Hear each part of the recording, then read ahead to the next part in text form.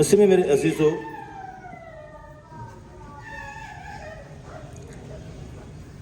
خداوند کا کلام جو ہے ہمارے لیے بہت معنی رکھتا ہے، کیونکہ خداوند کا کلام زندہ ہے، مؤثر ہے، اور ابراہیم کے نام خط میں لکھا ہے کہ دو دھاری تلوار سے بھی تیز تر ہے، گودے گودے میں اتر جاتا ہے، ہمارے دل کے حال جانتا ہے، ہمیں ترغیب دیتا ہے، ہماری اصلاح کرتا ہے اور ہمیں سیدھی راہوں پر لے چلتا ہے۔ تیرا کلام میرے قدموں کے لیے چراغ اور راہ کے لیے روشنی ہے۔ مسیح میرے عزیزو، ہم اس کلام کو کیوں اتنی اہمیت دیتے ہیں؟ یہ لکھے ہوئے حروف ہیں، سیاہی سے لکھے ہوئے حروف، یہ جو کاغذ کے جو ہے ٹکڑے ہیں، یہ کاغذ ہے یا پہلے تو لوگ جو ہیں دیواروں پر لکھتے تھے، پتھروں پر لکھتے تھے، چمڑے پر لکھتے تھے، توماروں پر لکھتے تھے۔ اب پرنٹنگ کا زمانہ ہے تو یہ جو ہے پیپر پر لکھا جاتا ہے۔ یہ کاغذ کیسے بنتا ہے؟ یہی گھاس کے ساتھ بنتا ہے، پھر اسی طرح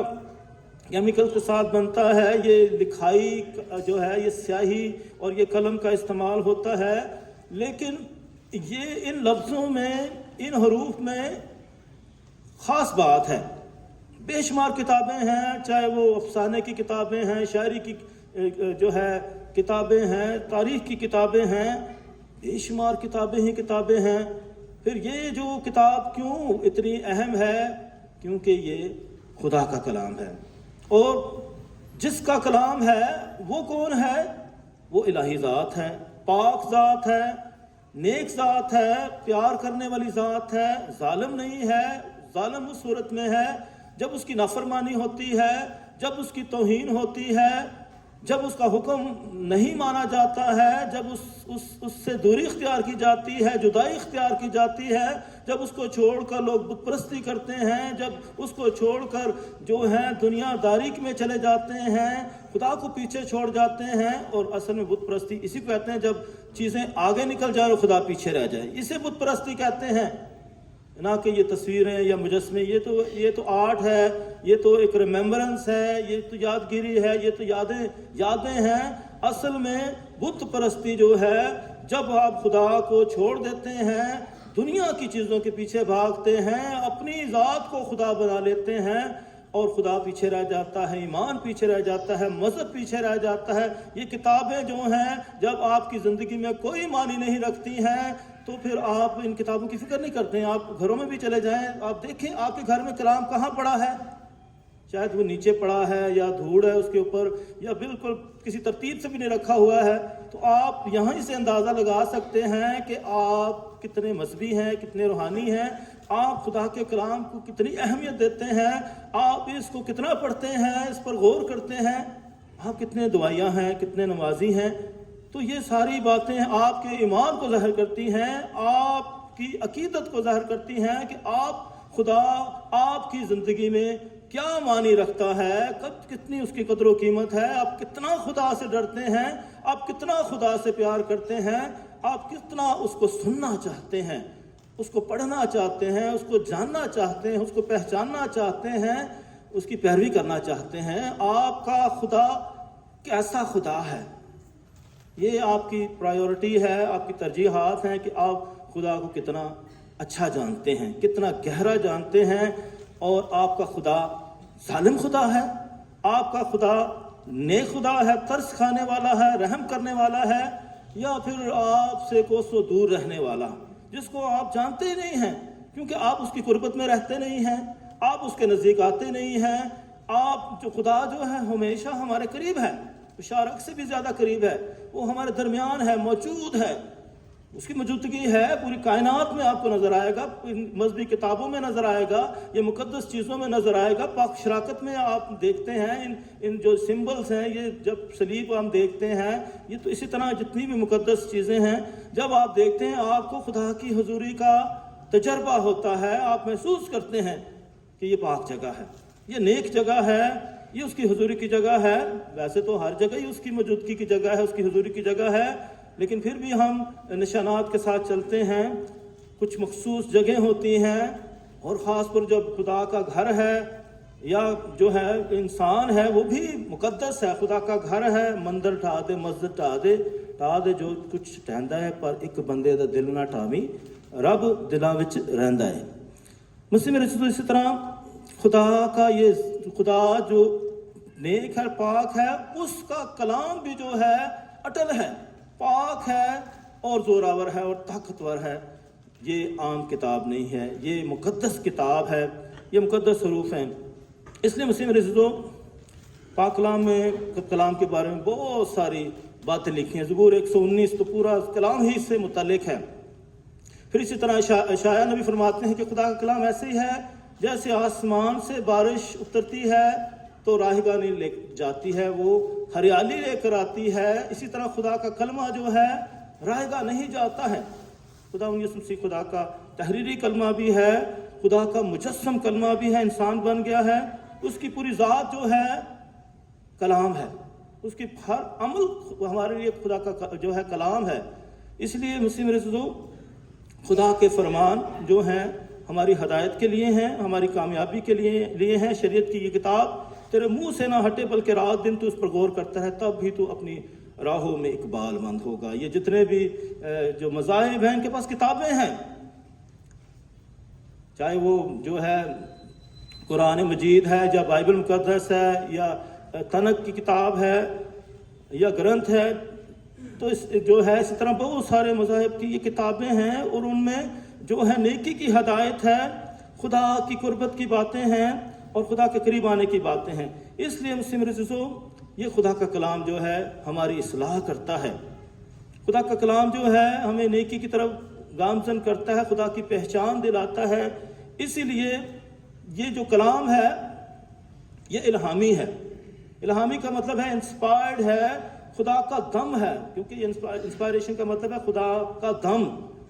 خدا کا دم ہے، خدا کا جو انسان نے خدا کا دم ہے، خدا کا روح ہے اس کے اندر۔ اور جب ہم اس کلام کو اپنی زندگی میں لاتے ہیں تو ہم بھی انسپائرڈ ہو جاتے ہیں، ہم بھی الہامی ہو جاتے ہیں، ہم بھی خدا کی تحریر ہو جاتے ہیں، خدا کا کلمہ بن جاتے ہیں۔ تو اسی طرح یہ جو کلام ہے خدا کا کلام مختلف جغرافیے میں مختلف جو ہے زبانوں میں نازل ہوا، انسانی زبانوں میں، اور پھر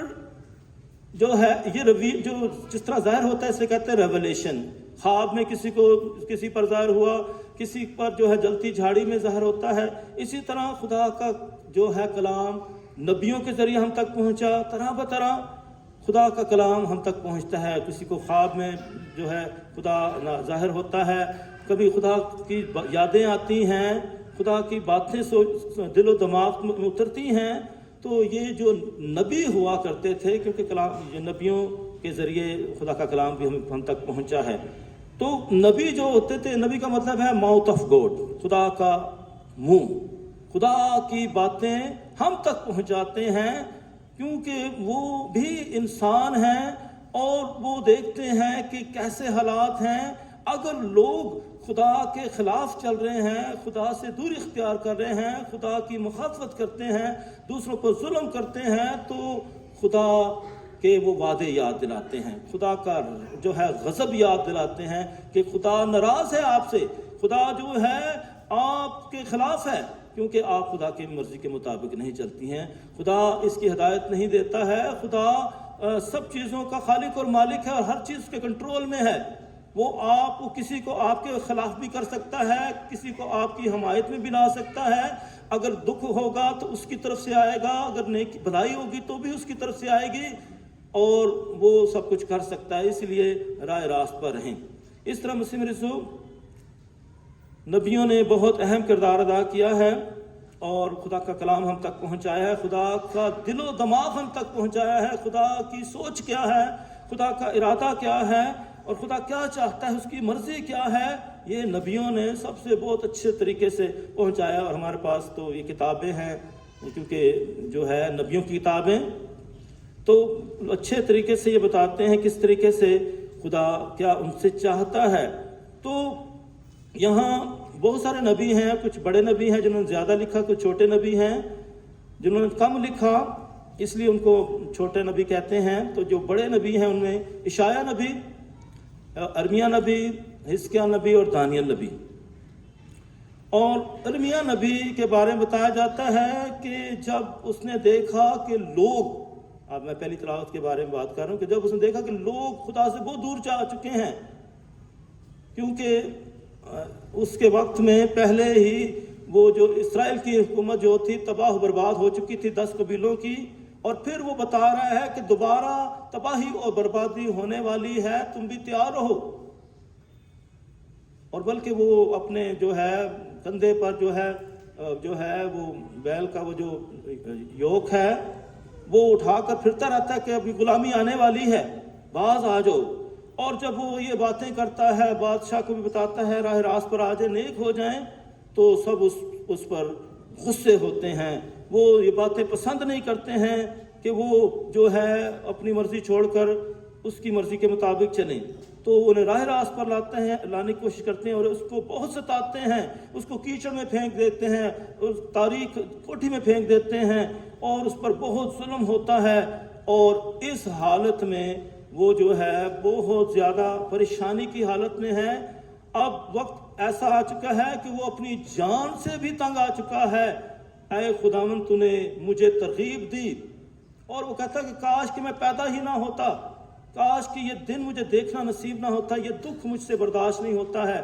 مجھے سب لوگ مجھ سے نفرت کرتے ہیں، مجھے حقارت کی نظروں سے دیکھتے ہیں، میرا مذاق اڑاتے ہیں،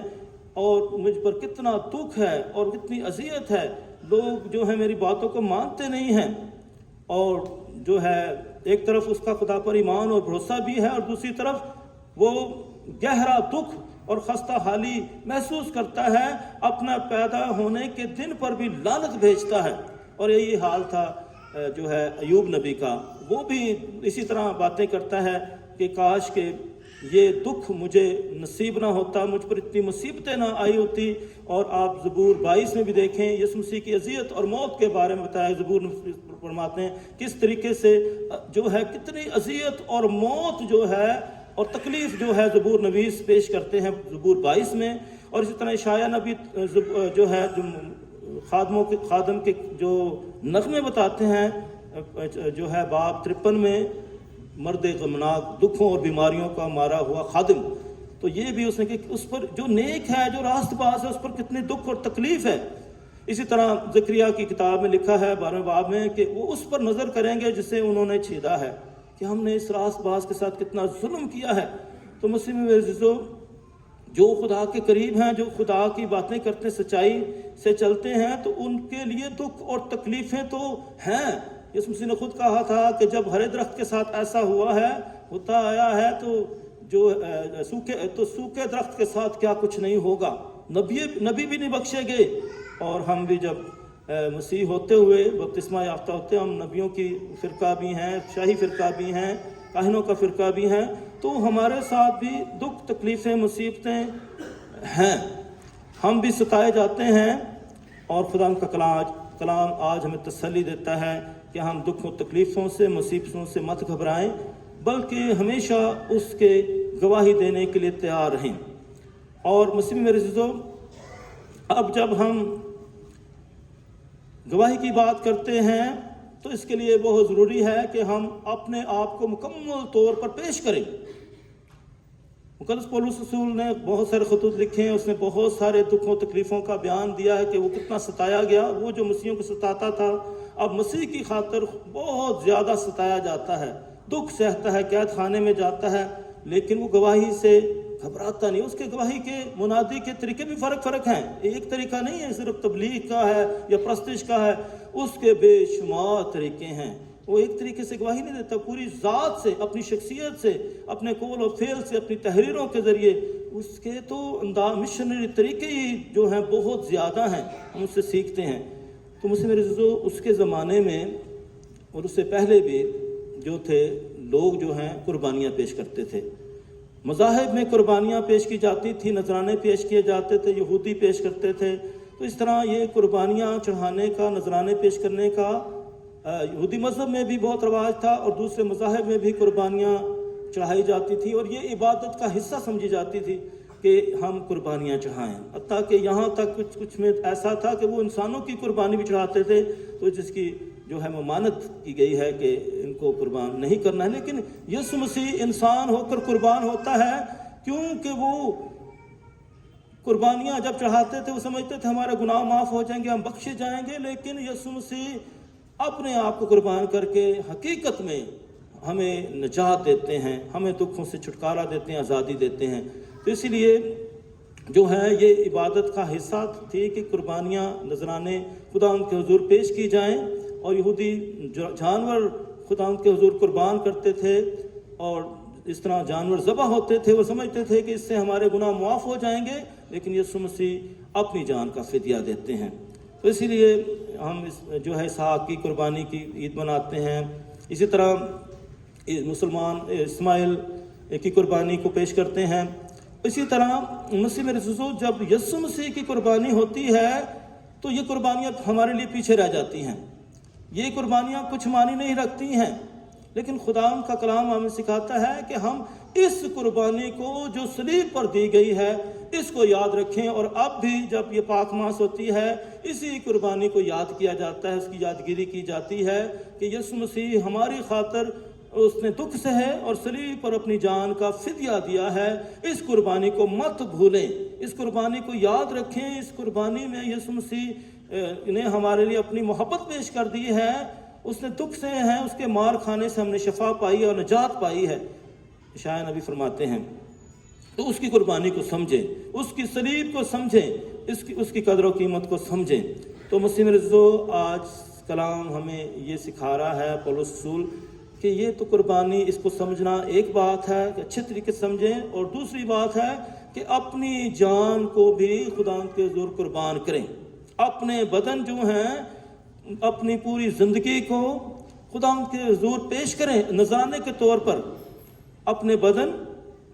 جو ہیں، اپنے بدن جو ہے ایسی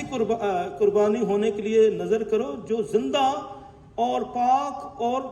خدا کو پسندیدہ ہو، اپنا آپ مکمل طور پر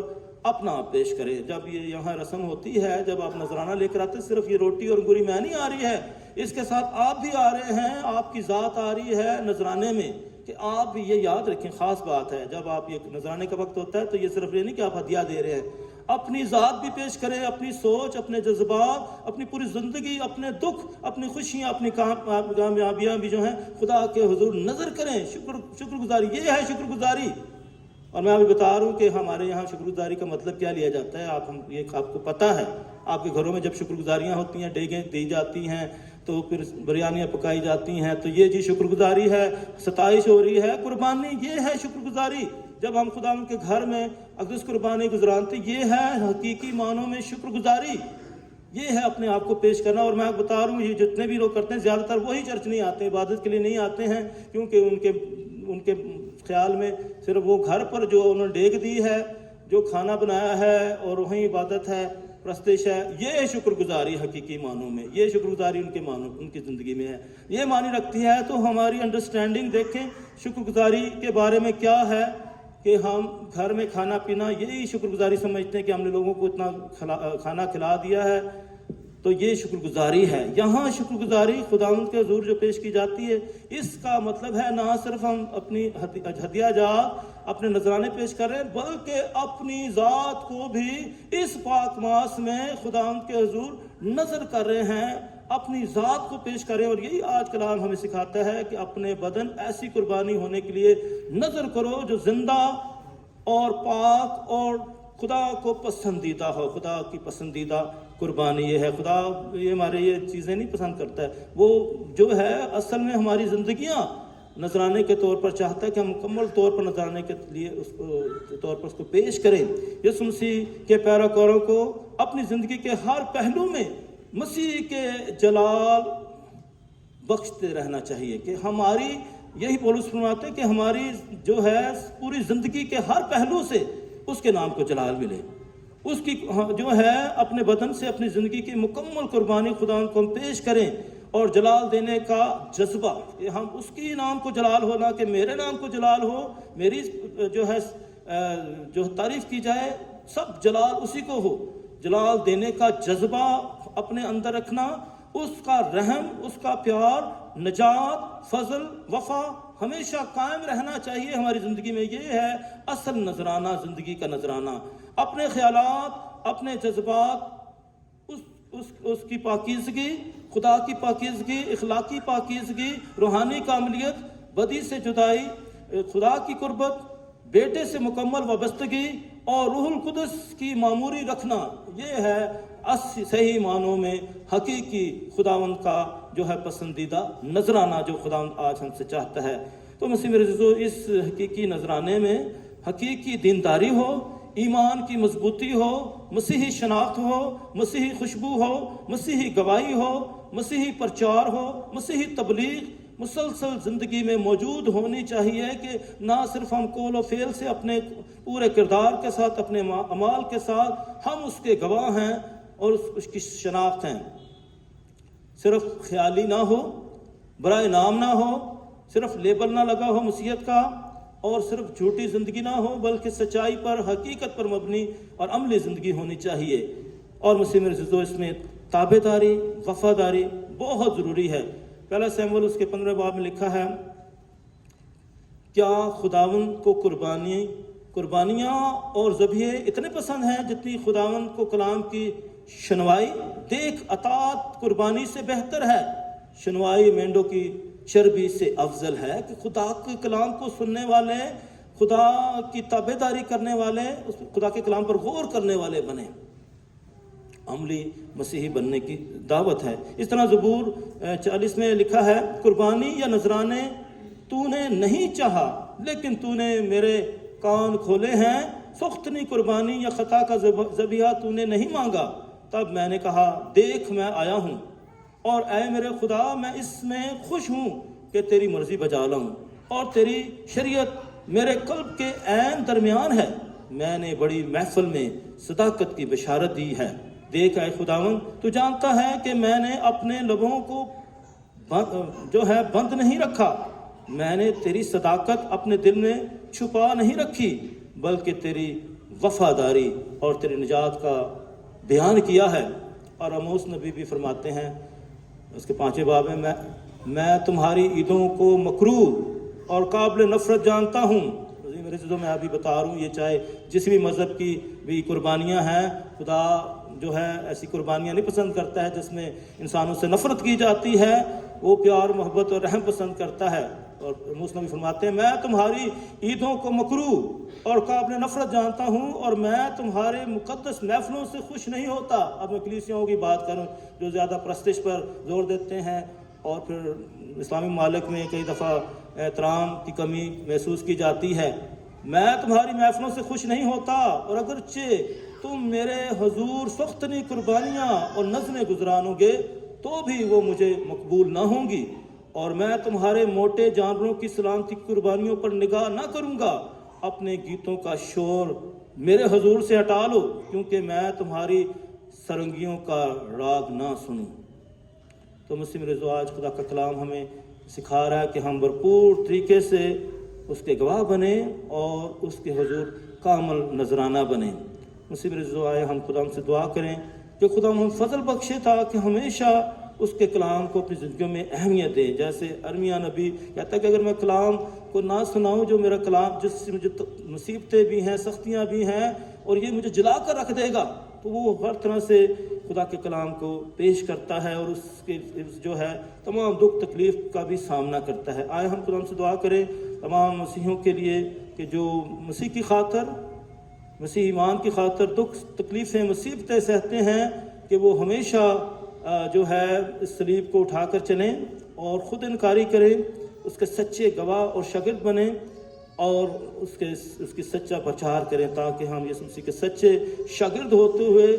اس جیسا جو ہے نمونہ پیش کریں، اور ایک دوسرے کے لیے نجات اور بھلائی کا وسیلہ بنے۔ مسیح ہمارے خدا یسوع مسیح کے وسیلہ سے آمین۔